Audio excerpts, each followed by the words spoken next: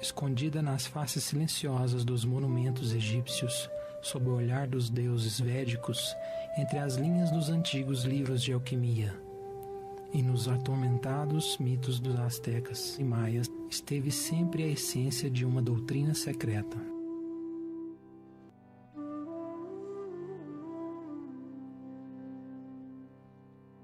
Ao longo da história da humanidade, só os poucos eleitos foram iniciados nos mistérios desta grande verdade universal. E estes poucos guiaram o resto da humanidade e deram a ela símbolos externos daquela verdade como orientação. Para o grande arcano, o segredo dos segredos ferozmente protegido, e só oferecido aos que tinham provado sua pureza moral e mérito de confiança. Mas como a humanidade se degenerou em barbarismo e crueldade, o conhecimento divino foi ocultado para sobreviver em alguns bolsos ao redor do mundo. Durante muitos séculos, o grande arcano atraiu a humanidade por histórias e mitos que ele revelava. O conhecimento entregue é universal e aplica-se a todas as verdadeiras religiões e tradições místicas. A serpente de Adão e Eva é a tradição hebraica cristã. A serpente alada de Quetzalcoatl da tradição asteca, as serpentes que escalam o caduceu de deus grego Hermes, ou as serpentes das tradições hindu ou budistas, todos esses símbolos contêm o mesmo ensinamento.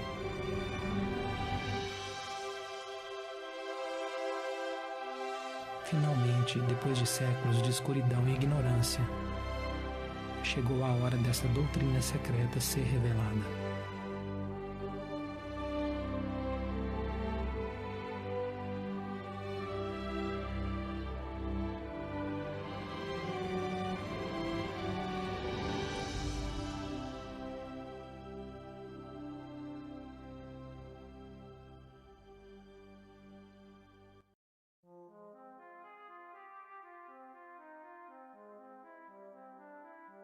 Todas as religiões são joias preciosas no fio dourado da divindade. A palavra religião deriva da raiz latina religare, que significa união. A palavra yoga é derivada da raiz do sânscrito yug, que também significa união. Em sua base, as diferentes tradições do leste e oeste descrevem a mesma meta: união com a divindade. As tradições religiosas provêm o mapa àquele que deve seguir para alcançar a unificação com o divino. Toda religião busca expressar o mesmo núcleo de conhecimento. Mas a pessoa precisa das ferramentas certas para ler o mapa. Com as ferramentas certas e o uso correto delas, um aspirante de qualquer religião ou tradição pode entrar no conhecimento da experiência direta com o divino. Pode ser visto, então, que há uma verdadeira ciência, um caminho, mas se mostrando com diferentes nomes e faces. Por ser estreita a porta e seu caminho que conduz à vida, são poucos que encontram. Em grego, o caminho estreito é chamado de gnosis, que significa conhecimento. Em hebraico, o mesmo caminho estreito é chamado de da'at, que também significa conhecimento. Este caminho é representado pela famosa árvore do conhecimento no livro de Gênesis. E a pista para entrar na experiência direta de Deus pode ser encontrada ao entender o símbolo da árvore do conhecimento. Gênesis, o ensinamento hebraico, o cristão da criação, foi escrito como uma forma de passar o conhecimento do grande arcano para aqueles que tivessem olhos para ver e ouvidos para ouvir. No começo, foi influenciado por ambas tradições oriental e ocidental para prover à humanidade uma chave que continha dentro a fundação de todas as grandes religiões do mundo.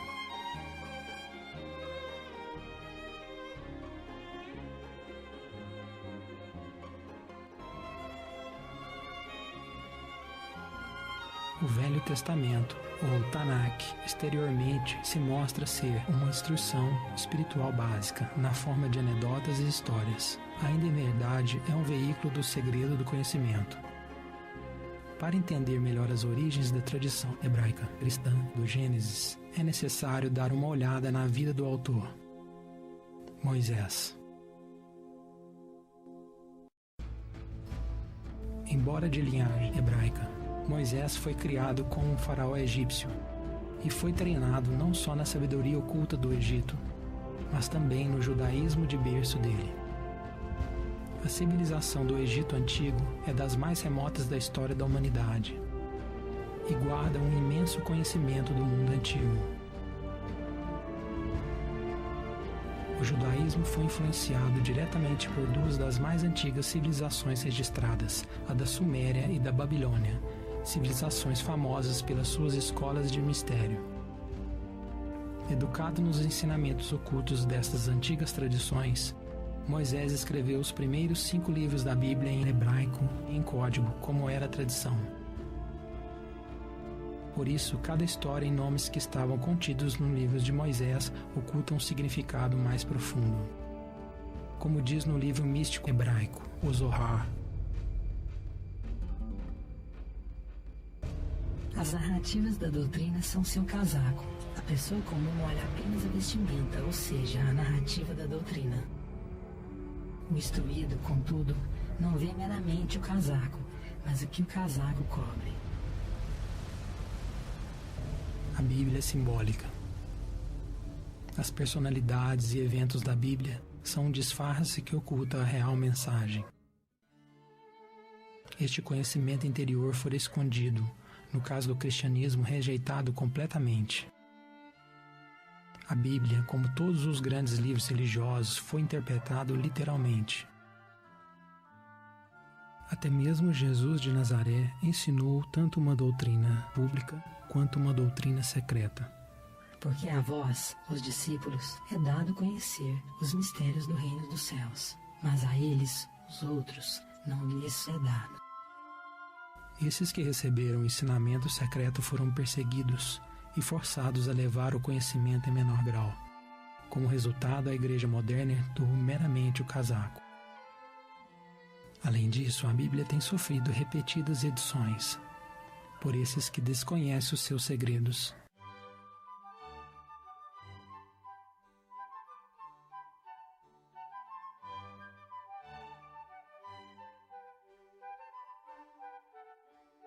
Embora a Bíblia moderna seja consideravelmente desfigurada, é mesmo assim infundida no segredo da antiga doutrina. Porém, os muitos níveis de significados ocultos nas cartas hebraicas não são visíveis nas versões de idioma modernos da Bíblia. Por exemplo, a primeira das tantas palavras da Bíblia em hebraico são Bereshit, Bará, Elohim. A tradução literal comum é: no início, Deus criou. Mas a tradução hebraica no Zohar diz: na sabedoria, Elohim criou. Elohim é uma palavra hebraica. A raiz El é Deus em hebraico e é masculina. A forma feminina de El é Eloá, que quer dizer deusa. Elohim é plural, assim significando deuses e deusas, masculino e feminino. Em contraste à imagem familiar de um velho homem barbudo, Deus é estabelecido nas primeiras 3 palavras da Bíblia como andrógeno, contendo ambos masculino e feminino. Shiva, andrógeno, hinduísmo. Criador, masculino e feminino, asteca. A palavra Elohim tem muitos significados. Em uma percepção se refere aos anjos, os governadores da criação. Estes seres divinos são masculino e feminino, a imagem do seu Criador. Isto está ilustrado claramente na maioria das imagens antigas de anjos. para mostrar que eles têm os mesmos atributos de ambos, homem e mulher. Na Bíblia, o anjo que assistiu à criação da humanidade é chamado de Jeová Elohim. Jeová Elohim fez o homem através do pó da terra. Ele soprou em suas narinas o fôlego da vida, e o homem tornou-se um ser vivo. Jeová é um outro importante nome de Deus, não ser confundido com Javé. O nome Jeová, ou Jeová, é compreendido por 4 letras hebraicas: Yod, He, Vav, He. Yod, ou Yod, pode ser traduzido como masculino ou falo, Adão. Eva, ou Hevé, é feminino, a mãe ou útero, Eva. Até mesmo o nome de Jeová contém ambas as forças masculinas e femininas. Deus criou o homem à sua própria imagem, e a imagem de Elohim os criou. Masculino e feminino os criou.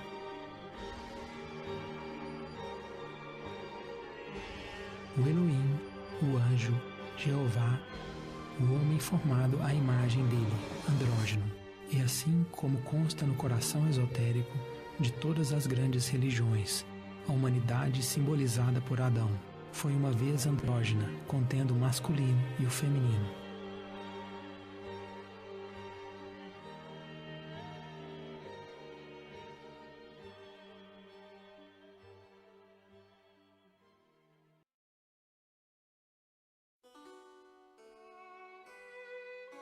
Jeová Elohim cultivou um jardim no Éden, ao leste, e colocou o homem que ele tinha formado lá. O Éden é um paraíso de perfeição. O Éden simboliza a inocência e a felicidade que foram uma vez o estado natural da humanidade. A humanidade do Éden era pura, pois só conhecia a bondade e a virtude. Como reflexos de Deus, a humanidade incorporou as 7 virtudes da alma. Embora o Éden de Adão e Eva nunca tenha existido no mundo físico tridimensional, de acordo com a sabedoria esotérica, havia um lugar físico chamado Éden, que ficava situado na Mesopotâmia, entre os rios Tigre e Eufrates. Uma misteriosa escola de mesmo nome foi fundada lá pelos caldeus. Mas este não era o jardim do Éden de Adão e Eva. De acordo com a sabedoria esotérica, existem 7 dimensões fundamentais. Você não sabe como Alá criou 7 céus, um sobre o outro?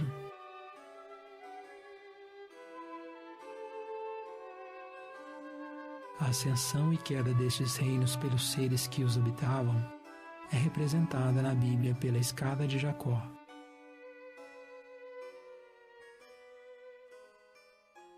Segundo a Bíblia, quando Jeová Elohim criou Adão, e ele colocou Adão no jardim do Éden, a sabedoria esotérica diz que esta é a 4ª dimensão, o mundo da energia vital. Em hebraico é chamada Yasod, que quer dizer fundamento. Assim, o ancestral andrógeno da humanidade existiu em um nível mais sutil da natureza. E por isso que os antropólogos modernos não sabem nada sobre nossas verdadeiras origens. Embora feliz em sua inocência, a humanidade simbolizada por Adão precisou crescer espiritualmente. Assim Eva foi separada do corpo de Adão. Jeová Elohim pegou uma das costelas do homem andrógeno e então fechou a carne. Em seguida, Jeová Elohim fez uma mulher da costela que ele havia tirado do homem hermafrodita. Ela será chamada mulher por ela ter sido tirada de um homem. Este processo de separação, apresentado simbologicamente na Bíblia, foi gradual. O hermafrodita humano estava separado em 2 sexos, macho e fêmea. de forma que eles pudessem se ver melhor, conhecer a si próprios. Desde aqueles tempos, homem e mulher buscam recuperar a unidade perfeita deles, que é a raiz do desejo para a conexão sexual. Por esta razão, o homem deixará seu pai e mãe e se unirá à sua esposa, e eles serão uma só carne.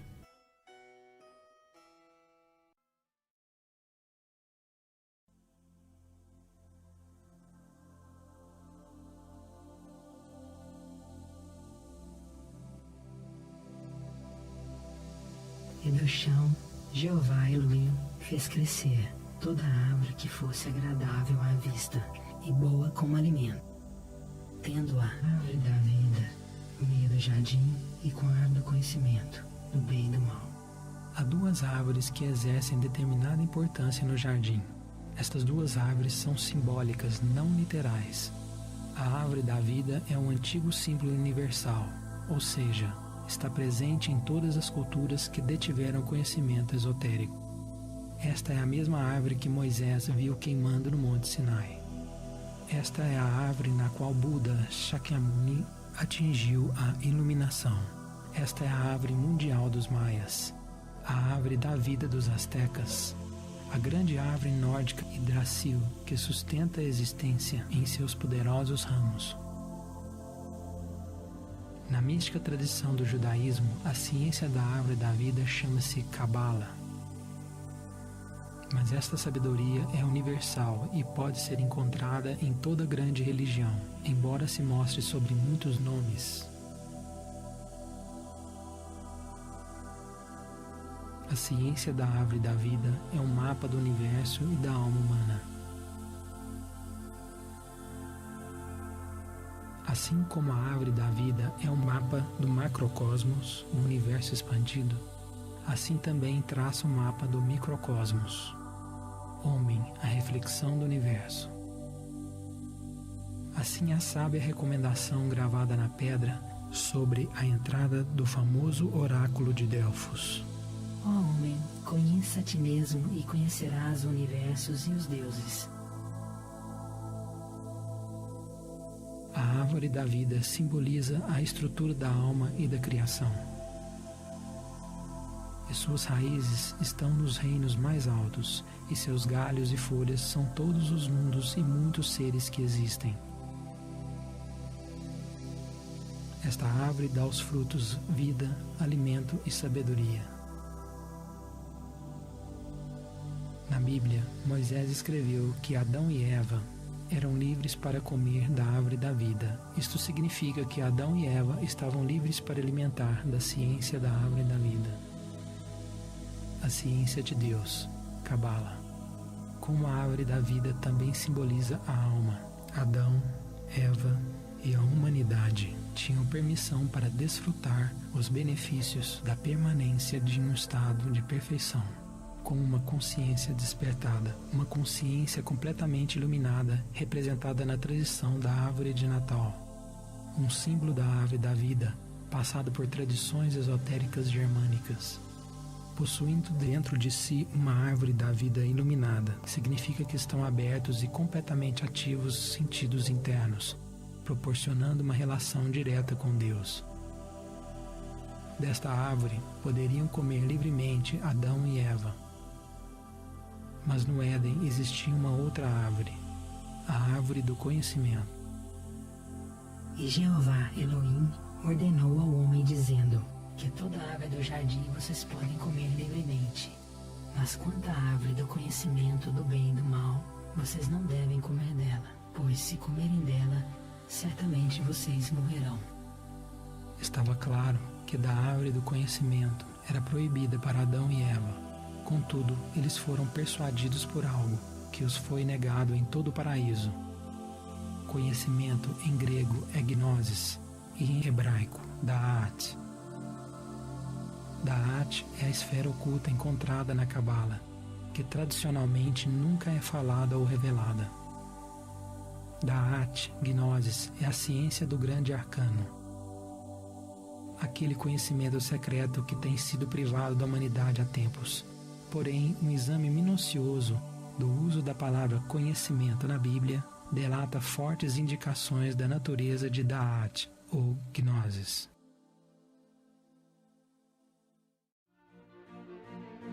Adão novamente conheceu sua esposa. Ela obteve um filho. A donzela era muito bela, uma virgem que nenhum homem havia conhecido.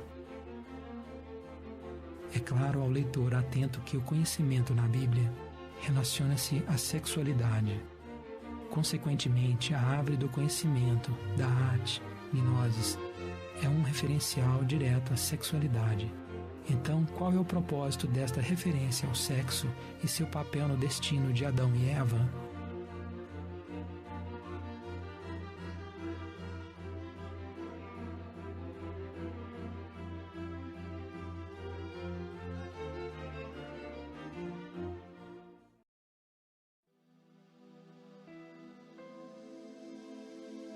Quando a humanidade estava fisicamente separada em dois sexos, o homem e a mulher ainda carregavam dentro deles a reflexão do seu Criador. Assim, dentro de todo masculino, ainda existe um aspecto feminino. E dentro de toda mulher, existe um aspecto masculino. Nesta linha de raciocínio, Adão e Eva simbolizavam a sutil energia fisiológica do indivíduo. O Adão e Eva, com energias polarizadas, são representadas no símbolo do antigo caduceu, popularmente associado ao deus grego Hermes. O símbolo do caduceu é realmente visível nos registros de incontáveis culturas antigas ao redor do mundo.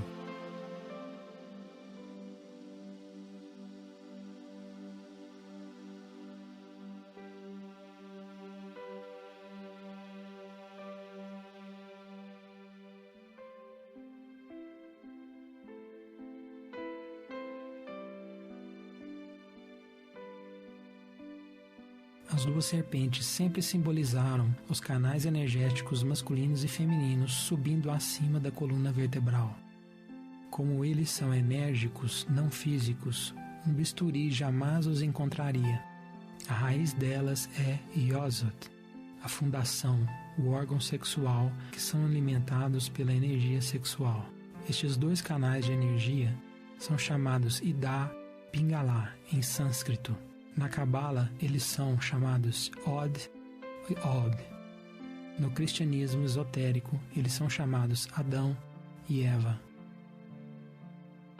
Na Bíblia, eles também são chamados de as duas oliveiras.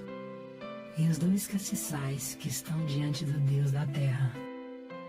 As duas serpentes circulam para cima na coluna vertebral do corpo físico e a espinha é quase sempre simbolizada por um cajado ou uma vara. A espinha é o cajado do mestre, é a coluna central do templo humano. A coluna se apoia sobre a pedra de fundação, Yesod, a energia sexual. A espinha tem 33 vértebras, simbolizada pelos 33 anos da vida de Jesus de Nazaré e pelos 33 graus dos maçons.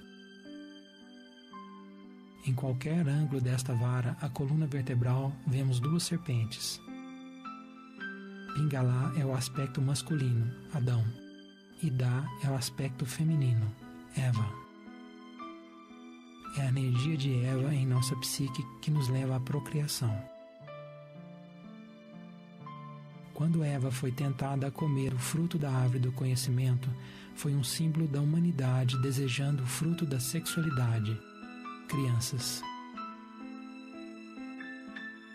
Até então, não era permitido à humanidade ter crianças por conta própria. Não é permitida comer daquela fruta.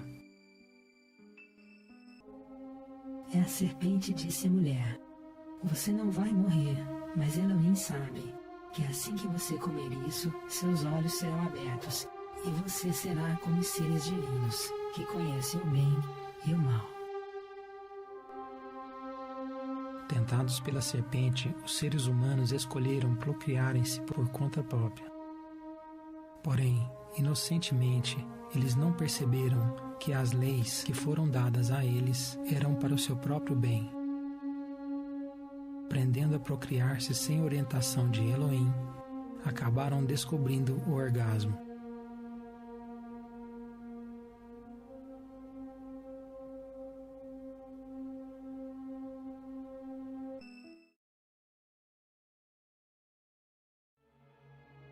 A árvore do conhecimento, ou sexualidade, estava presente em todos os outros aspectos da existência. Era até mesmo reconhecida como uma presença importante dentro do Éden, ao lado da árvore da vida. E na tradição da Cabala, estas duas árvores compartilhavam as mesmas raízes, porém, diferente de qualquer outra árvore do Éden, só foram permitidos a Adão e Eva somente contemplar a árvore do conhecimento, sem se satisfazerem dos seus frutos. Logo que você comer isso, você morrerá. Enquanto estavam no Éden, Adão e Eva só conheciam a inocência e assim naturalmente respeitavam as leis da criação. Na inocência deles, não sabiam das consequências de se entregarem à fruta da sexualidade. É carregado de uma tremenda energia o ato sexual. É neste coito que a humanidade tem a capacidade que Deus deu para procriar. O homem, como a força ativa, a reflexão de Deus, Pai. Mulher, como a força receptiva, a reflexão de Deus, a Mãe. E o sexo, como a força que os une. Essas são as três forças que dão origem a toda a criação. Este é o fundamento do símbolo universal da Trindade.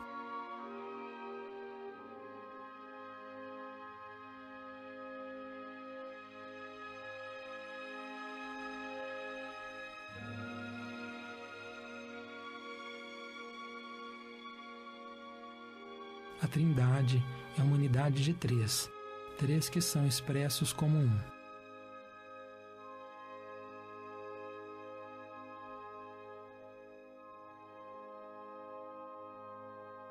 Mas para criar, este um se divide por dentro em dois, masculino e feminino.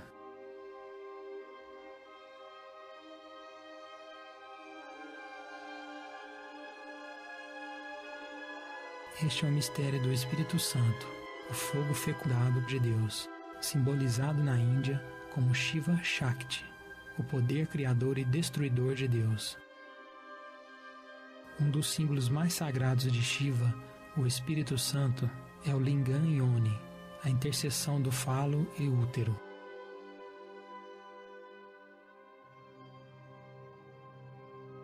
O mesmo símbolo é encontrado no outro lado do mundo na tradição alquímica. A força que dá poder a toda a criação, em todos os níveis de existência, é a energia sexual. A energia sexual é simbolizada pelo fogo, pela água,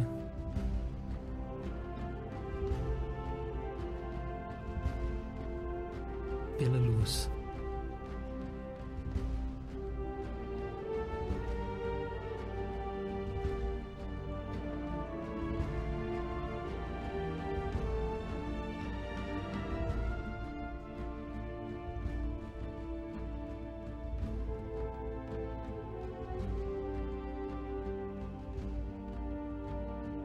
Na tradição alquímica, a energia sexual é simbolizada pelo Mercúrio.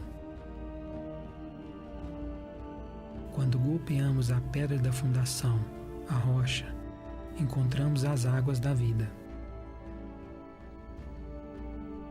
O antigo ritual do batismo é um símbolo da transmutação da energia sexual, a fonte de salvação.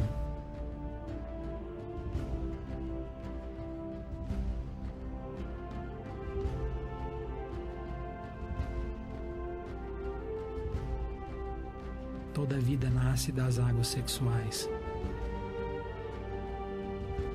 Com a força da energia elétrica, o poder da criação implica uma grande responsabilidade.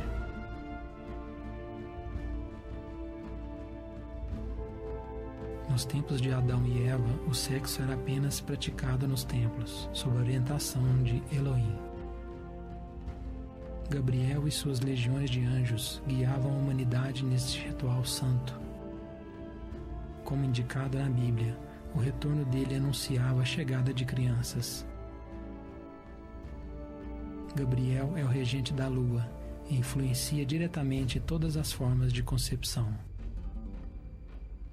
Em certas épocas do ano, o marido e a esposa viajavam longas distâncias para serem instruídos nos mistérios sexuais. Esta é a esquecida raiz da moderna prática da lua de mel. Assim, os anjos supervisionavam este santo sacramento e guiavam um único espermatozoide ao encontro de um óvulo, no momento exato para gerar uma criança deliberada e divina.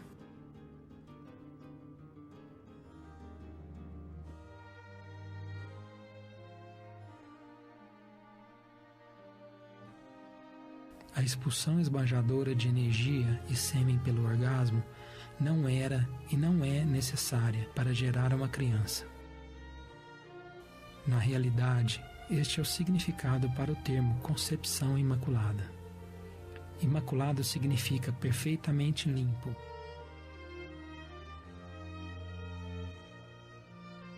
Quando um homem tiver uma emissão de sêmen, ele banhará seu corpo inteiro em água e permanecerá sujo até a noite.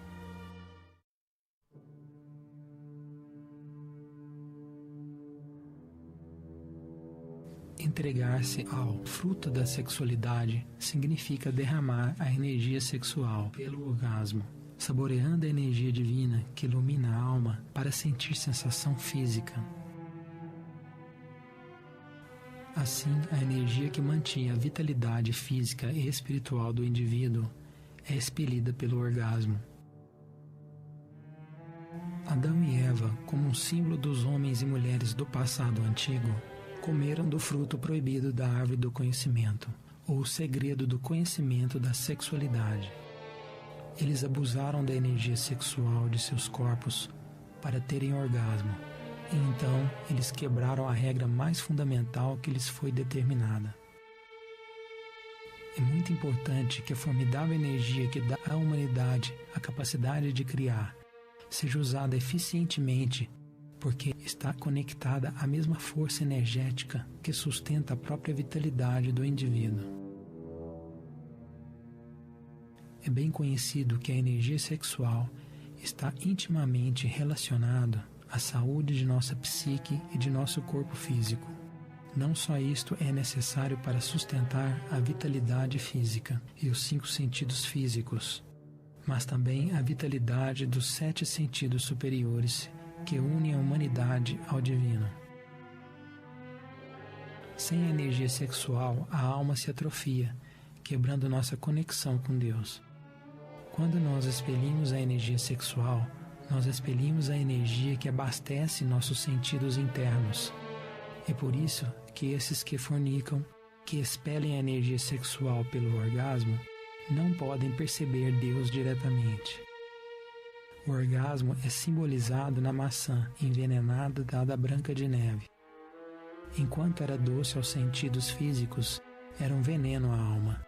Comê-la resulta em inconsciência e um sono eterno.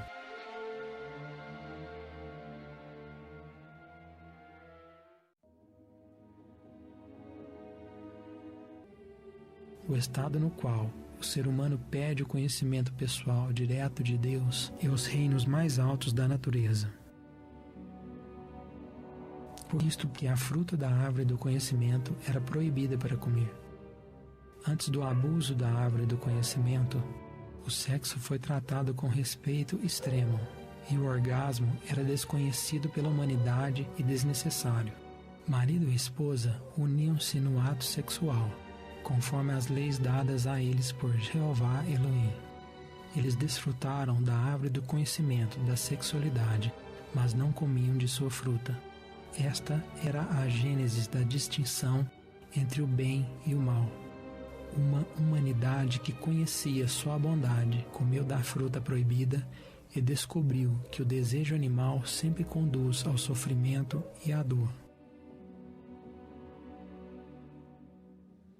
Esta é a caixa de Pandora, o vaso da mitologia grega, o qual, quando foi aberto, liberou os agentes do mal no mundo: temor, orgulho, vergonha.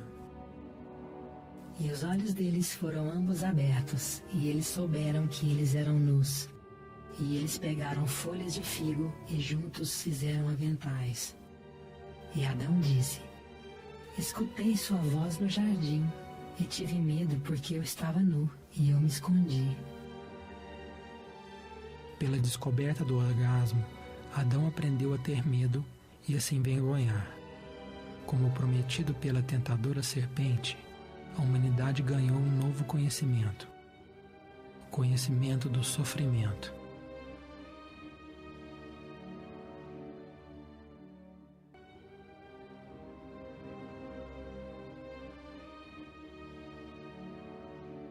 Ao provar do fruto proibido, Adão aprendeu a desejar. A partir desse momento, o certo e o errado se filtram subjetivamente pela necessidade de sentir prazer e evitar o sofrimento. E Jeová Elohim disse: veja, o homem se tornou como um de nós, conhecendo o bem e o mal. A humanidade já conhecia o bem, inocência, pureza e simplicidade. Agora a humanidade também conhecia o mal: vergonha, temor, dor, vazio. Agora a humanidade conhecia o que Elohim conhecia: aquele desejo que conduz ao sofrimento.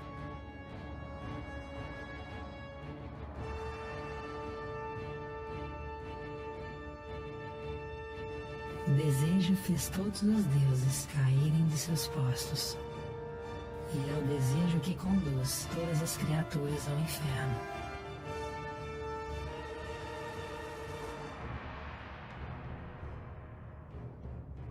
Desejar é almejar, e almejar é sofrer. O desejo sempre leva ao sofrimento. Esta é a mensagem inerente de toda grande religião. O escravo do desejo é um escravo do pecado, e só sofrimento e morte o espera. No abandono do desejo, percebe-se o estado imortal. Assim, sem a conexão deles com o divino, Adão e Eva, como símbolos da humanidade, foram expulsos do Éden e vagaram numa selva de sofrimento e ignorância. E a mulher, ele disse: eu farei muito severas suas dores no parto. Com dor dará à luz as crianças. Rejeitando as leis de Jeová e a orientação de Elohim, a humanidade tentou ter as crianças por si só. Por fim, a concepção e parto fora do equilíbrio resultou em dor e sofrimento. Usando a força sexual para estimular o desejo, o fogo de Eva foi invertido, fluindo na direção oposta. A serpente caiu, formando o famoso rabo de Satanás, estimulando as 7 virtudes invertidas, os 7 pecados capitais.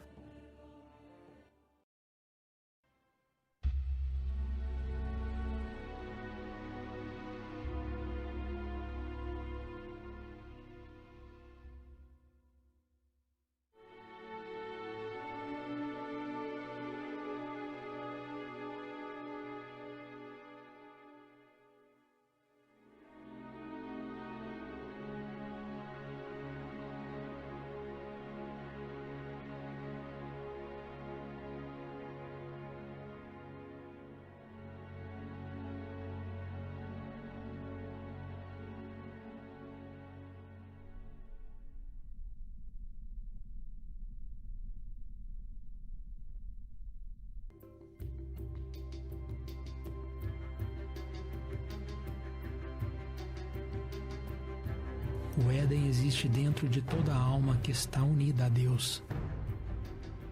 Expelindo a luz de Deus do seu interior, como se expelisse a alma do Éden, cria um grande vazio.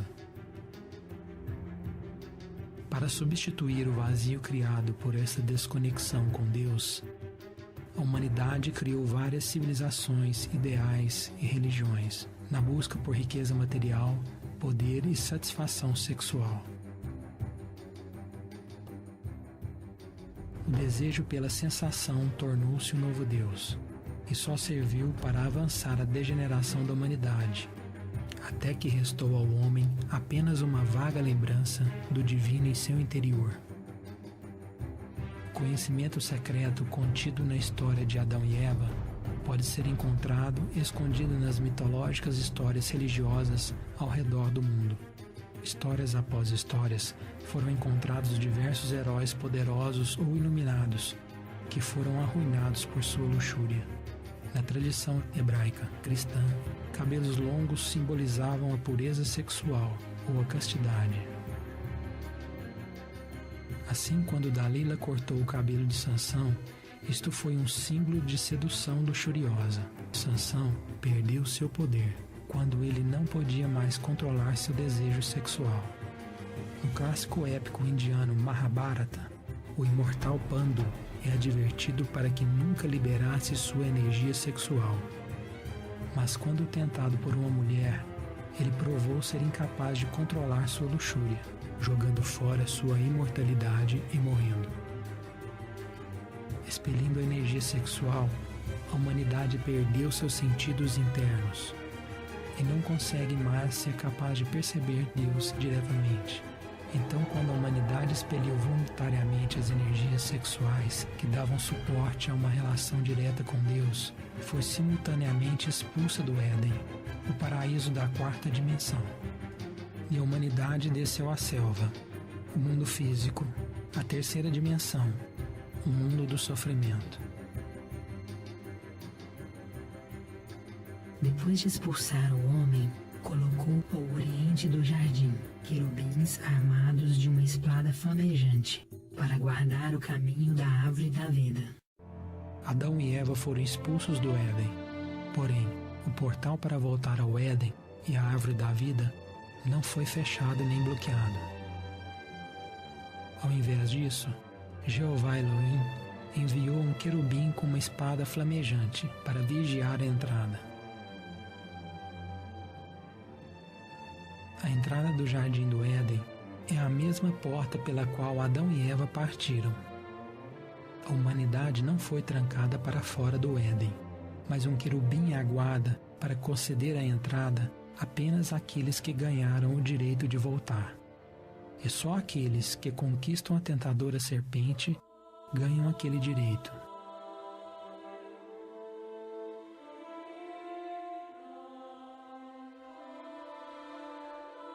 Se você trouxer adiante o que está dentro de você, o que está dentro de você o salvará. Mas se você não trouxer adiante o que está dentro de você, o que está dentro de você o destruirá. A serpente é sexual. A serpente está dentro. A serpente é o fogo sexual. É uma energia atômica muito poderosa, com uma polaridade que pode ser usada para criar ou destruir. Por esta energia ser tão poderosa, o indivíduo requer grande força de vontade para superar a isca desta serpente.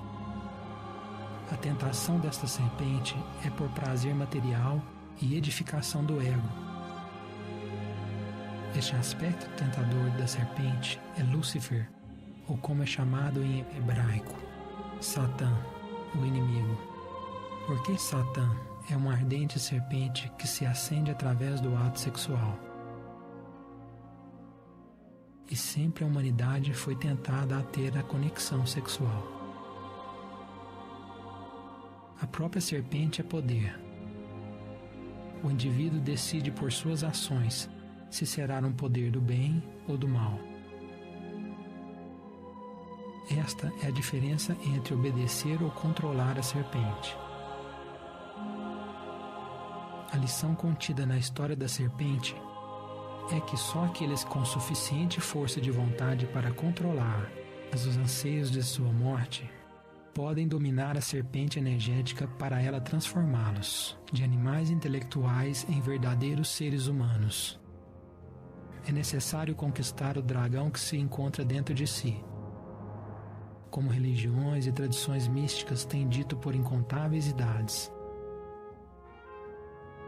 O dragão é a própria luxúria, paixão, raiva, orgulho, medo e inveja. Assim existe a Hidra, de muitas cabeças, e a Medusa, a decepcionante legião da serpente.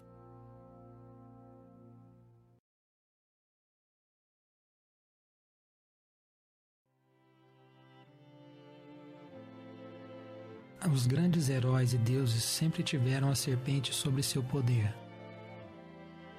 É a serpente que os protege e conquistam seus inimigos. Em contraste à serpente que tentou Eva fazendo-a cair, existe a serpente de Moisés, que comandou seu poder ao conquistar os egípcios, realizando assim grandes milagres. Os egípcios tinham se degenerado na magia negra, e Moisés apareceu para entregar os verdadeiros ensinamentos. A palavra hebraica men significa água. Shin é fogo e Re é útero. Assim o nome Moshe, ou Moisés, que quer dizer nascido da água e fogo. O Cristo asteca Quetzalcoatl e o tibetano Padmasambhava também foram ambos nascidos das águas. Ao menos que um homem nasça novamente da água e do Espírito, fogo pentecostal, ele não pode entrar no reino de Deus. Moisés nasceu novamente, significando que ele havia criado a alma, simbolizado pela iluminada árvore da vida, a sarça ardente que ele viu no deserto.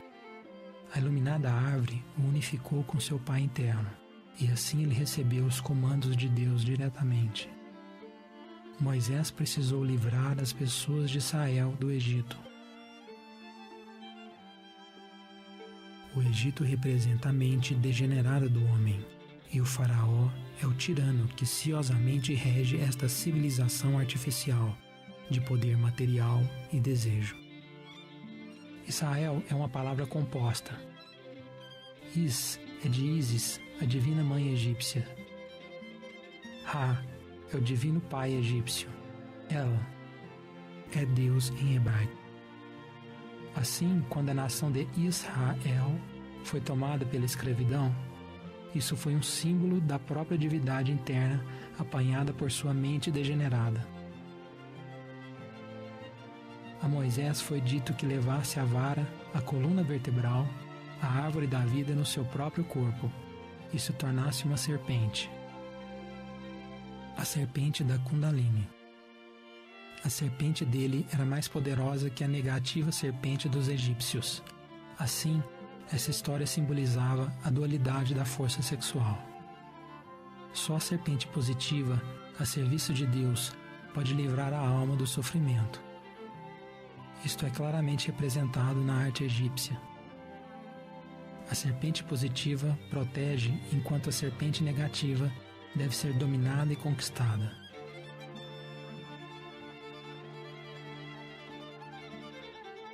Sexo pode ser luxurioso ou casto.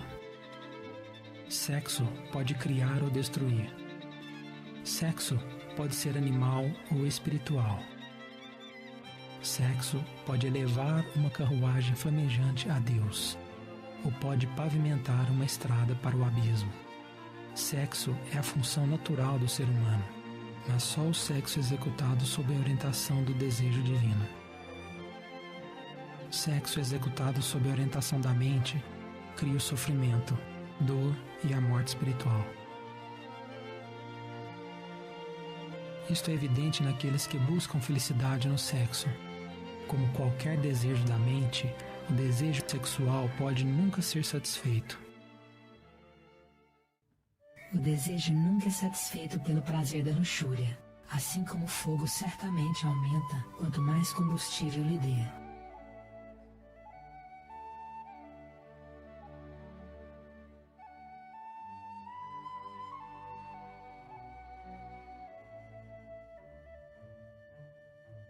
A serpente disse à mulher: você não vai morrer, mas Elohim sabe que assim que você comer isso, seus olhos serão abertos, e você será como os seres divinos, que conhecem o bem e o mal. Se o indivíduo está apaixonado ou na luxúria, a serpente é poderosa, porque flameja por todo o sangue que circula pelo corpo. E quando duas pessoas unem-se sexualmente, a polaridade interna é equilibrada e aumentada. Uma tremenda energia é excitada, penetrando no casal com o poder para criar. Este é o fogo do Espírito Santo, demonstrado pelas labaredas de fogo elevadas sobre os apóstolos. Este é o caractere hebraico Shin, que representa o fogo de Deus, o fogo do Espírito Santo e o fogo do Cristo. Shin, com seus 3 pontos, encarna as 3 forças da criação. Nesta conexão, o casal está apreciando a árvore do conhecimento para conhecer. Conquistar o desejo do orgasmo é conquistar a serpente tentadora de Eva. Como a serpente sempre está na árvore do conhecimento do bem e do mal, este é o único lugar para conquistar e ganhar o verdadeiro conhecimento, através da sexualidade. Quando você unir um homem e uma mulher em um, então você entrará no reino. O reino em hebraico é Malkut. Este é o primeiro sefirote da árvore do conhecimento. É onde começa fisicamente o real trabalho, com o homem e a esposa. A humanidade deixou o Éden como um casal, e como um casal eles têm que retornar. Isto é ilustrado no antigo reconhecimento da necessidade de ambos, sacerdote e sacerdotisa. O casal deve trabalhar junto para alcançar a perfeição. Os casais que dominam o desejo de comer a fruta do conhecimento recolhem interiormente toda aquela energia, e gradualmente aquela energia pode ser usada para criar algo interiormente. Em vez de alimentar a própria luxúria, eles podem restabelecer sua própria Eva interna, a serpente caída. E a partir daí, eles podem criar então a serpente Kundalini. Eles podem iluminar a árvore da vida que existe dentro do corpo humano, a coluna vertebral. E eles podem criar luz divina dentro deles e voltar ao conhecimento direto do seu próprio Deus interno.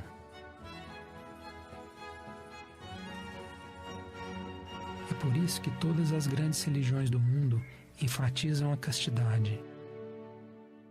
Castidade não significa abstenção do sexo, significa abstenção do orgasmo, do derramamento da energia divina, que é o Espírito Santo. O ato sexual, executado de modo habitual, pode dar uma pequena noção desta consciência superior, mas não mais do que isso, já que a energia, em vez de ser revertida e usada, é expelida, criando um novo corpo físico, ao invés de consciência espiritual. Sexo não só é importante para o avanço espiritual, é uma necessidade, e através dessa energia sexual que o veículo da alma humana nasce. Isto é mostrado quando Jesus bíblico explica a Nicodemos que ele deve nascer novamente. A menos que um homem nasça novamente da água e espírito, ele não pode entrar no reino de Deus. Aquele que nasce da carne é carne. Aquele que nasce do espírito é espírito. Ele tem que dar à luz interiormente a sua alma, nascida da água e do Espírito Santo. Com paciência deverão possuir suas almas. Jesus de Nazaré nunca disse que existe alma em um homem.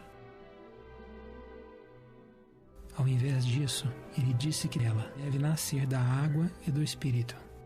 Em toda a criação, tudo nasce do sexo. Assim, a alma, a carruagem flamejante no céu, devem também advir do sexo.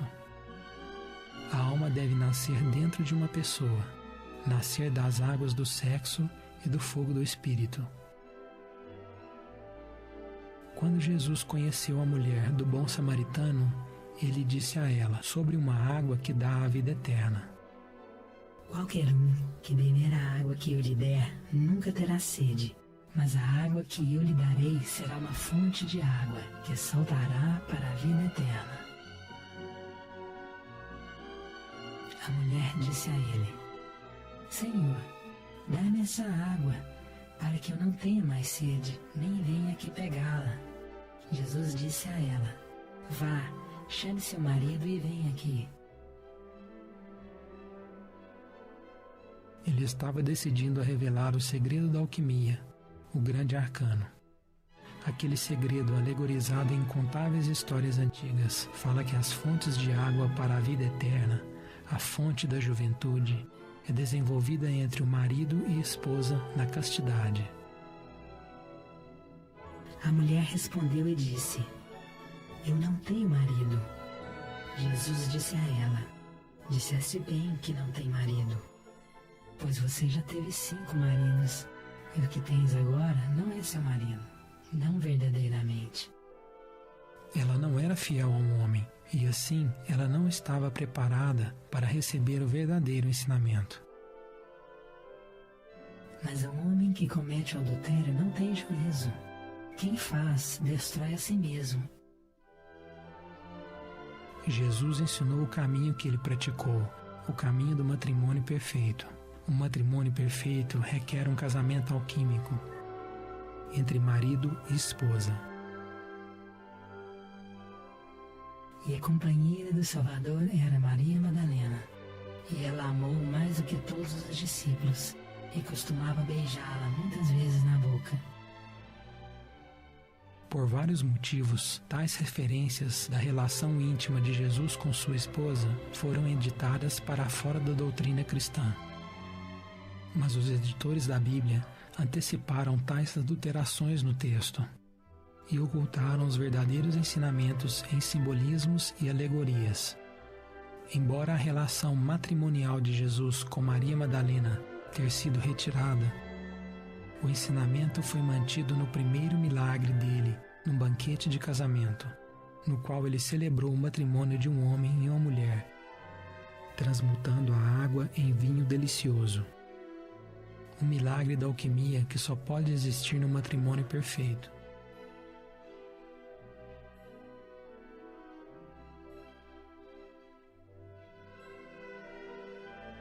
O caractere hebraico Shin é o símbolo para o fogo. É muito revelador ver que quando um homem e uma mulher, Adão, Yod, e Eva, Hefer, são unidos pelo fogo sexual, o caractere Shin, o resultado é Yeshua, Jesus, o Salvador. Igualmente, Christos é derivado da raiz grega Christos, que significa esotericamente fogo. O termo Jesus Cristo não é um nome pessoal, é um título. Yeshua Christus significa fogo salvador. Eu, o fogo salvador, sou o caminho. Jesus de Nazaré trabalhou intensamente com sua esposa, encarnando o fogo do Cristo, como fez Moisés e muitos outros.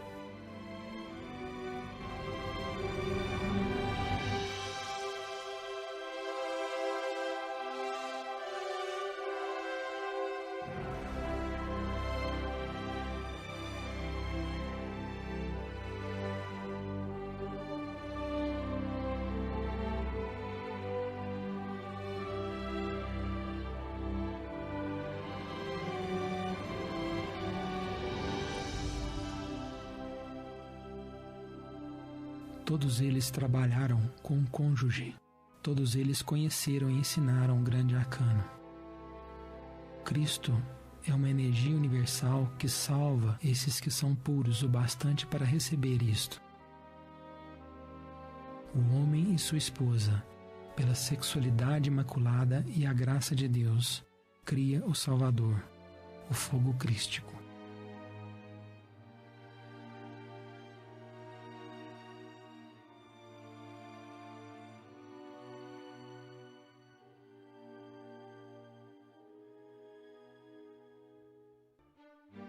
retenção e transmutação da potente energia sexual pode restabelecer a serpente caída de Eva. Assim, o fogo do Espírito Santo pode ser despertado, levantando a serpente sobre a coluna. Este é o Kundalini, a positiva serpente que dá a vida. Ela só pode ser despertada através da castidade, só entre marido e esposa. Uma pessoa solteira não pode despertar a Kundalini.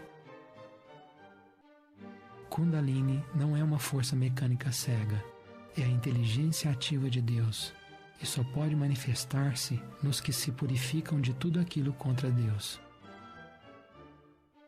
Orgulho, inveja, luxúria, ganância, etc. O fogo da Kundalini só se desperta com o progresso moral. A menos que sua retidão seja maior que dos escribas e dos fariseus, você nunca entrará no reino dos céus. Então, você deve ser perfeito, da mesma forma que seu Pai divino.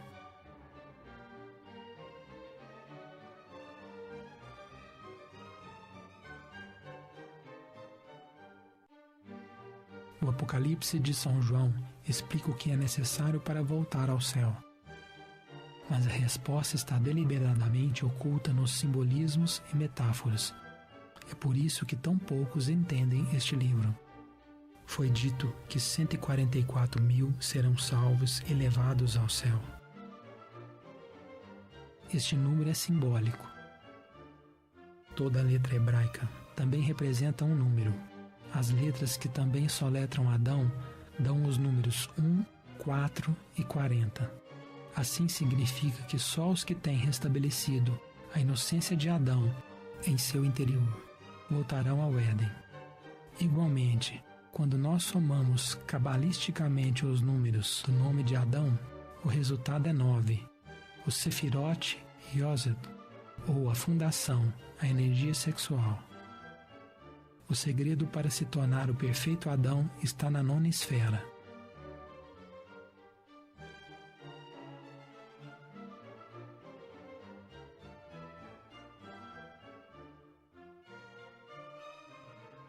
O fogo da energia sexual deve criar ou irá destruir. Esta poderosa energia não pode ser contida e, se reprimida, buscará expressar-se destrutivamente, interiormente, pela mente, pela raiva ou pela degeneração sexual. Isto foi comprovado pelas infames perversões de padres ao redor do mundo, em todas as religiões. E o fanatismo excessivo destruiu, assim, muitos movimentos espirituais.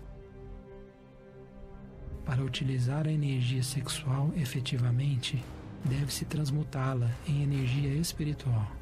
Isto é realizado conectando-se sexualmente com o cônjuge, sem desperdiçar energia pelo orgasmo. Ou, se a pessoa for solteira, pode aprender a controlar a energia por métodos antigos, esquecidos ao longo dos anos pelos padres contemporâneos nas tradições ocidentais.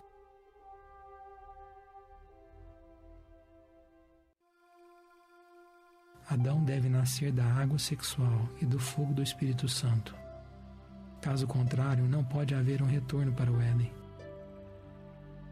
Aqueles que tiverem os seus testículos esmagados ou membro viril cortados não serão admitidos na congregação de Jeová.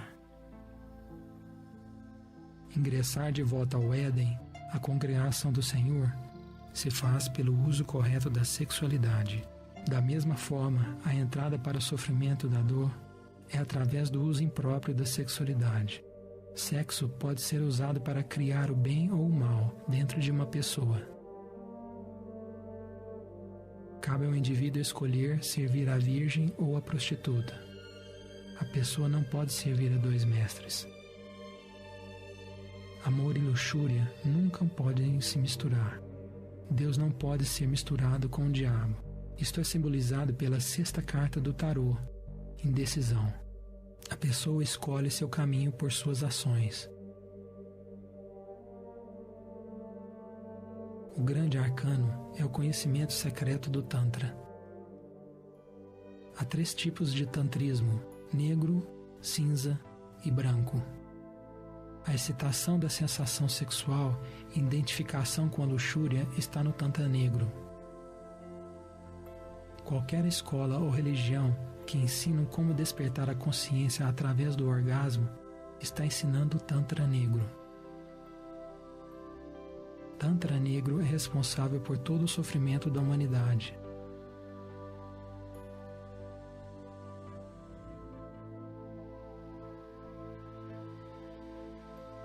E o Senhor enviou serpentes flamejantes às pessoas e elas as picaram, e muitas pessoas de Israel morreram. As serpentes flamejantes são as serpentes invertidas do Kunda de Equador.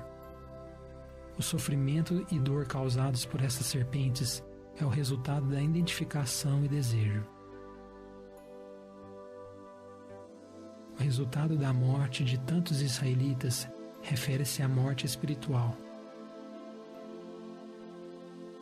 Tantra cinza ensina que só deve ter orgasmo ocasionalmente. Este ensinamento inevitavelmente leva a pessoa ao Tantra negro. Tantra branco ensina sempre 3 fatores: a eliminação do desejo, a criação da alma e o sacrifício pelos outros. O Tantra branco ensina a renunciar ao orgasmo.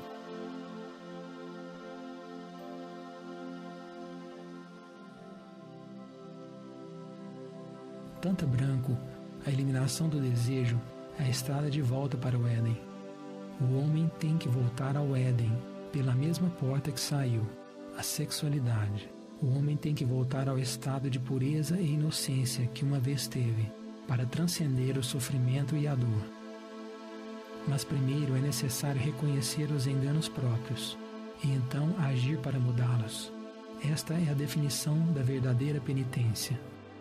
Então as pessoas foram a Moisés e disseram: Nós pecamos, porque falamos contra Deus e contra ti. Pede ao Senhor para que Ele leve de nós as serpentes. E Moisés rezou para as pessoas. Sofrimento é o resultado de ser tentado pela serpente. Qualquer um que queira ser curado do dano causado pela serpente tentadora deve ser curado como os israelitas, pela serpente de bronze de Moisés. E o Senhor disse a Moisés: Faça para ti uma serpente flamejante, e fixe-a num poste, e todos que o passarem serão picados, mas quando eles olharem para ela, viverão. E Moisés fez uma serpente de bronze e a pôs no poste, e viu que quando a serpente picava algum homem que olhava para a serpente de bronze, ele vivia. Bronze é uma liga de 2 metais, cobre e estanho, masculino e feminino. A serpente de bronze é criada quando as 2 polaridades estão juntas na pureza. Este é o grande conhecimento secreto da alquimia, a química de Deus. O prefixo Hal vem da palavra árabe Allah, como em hebreu El, que significa Deus. Ken significa fundir ou moldar o metal.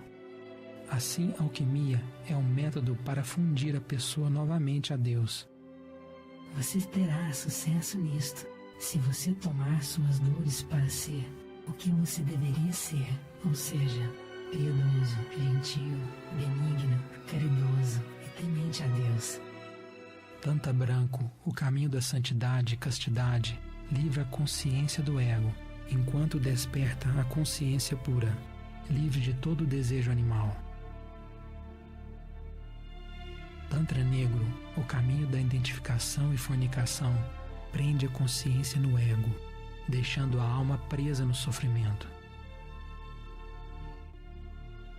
E muitos que dormem no pó da terra despertarão, alguns para a vida eterna e alguns para a vergonha e desprezo perpétuo. Para adquirir o verdadeiro despertar espiritual, é necessário desafiar a serpente tentadora e subir o fogo do Espírito Santo para criar a alma humana. Esta é a chave do antigo mistério da alquimia: transmutar o chumbo do ego e do desejo no ouro espiritual da consciência. Quando o fogo sexual de Yesod é elevado através do conhecimento da gnosis, Da'at, o grande arcano, conhecimento do mistério de mistérios, a pessoa pode voltar-se ao conhecimento direto de sua própria estrela interna, a luz do mundo. E Elohim disse: faça-se a luz, e a luz se fez. Toda a existência foi criada com a luz do Cristo cósmico, o fogo do Espírito Santo, a energia sexual. E a luz resplandeceu nas trevas, e as trevas não a compreenderam.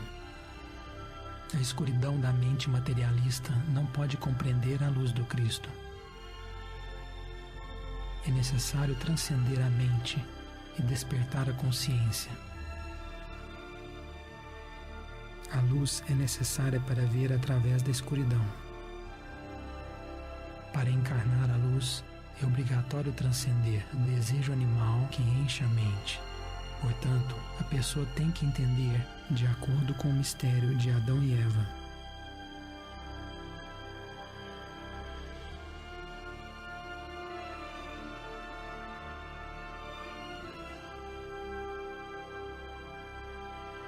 Entrai pela porta estreita, pois a larga é a porta e espaçoso o caminho que leva à perdição, e muitos são os que entram por ela. Mas estreita é a porta e apertado o caminho que leva à vida, e são poucos que encontram.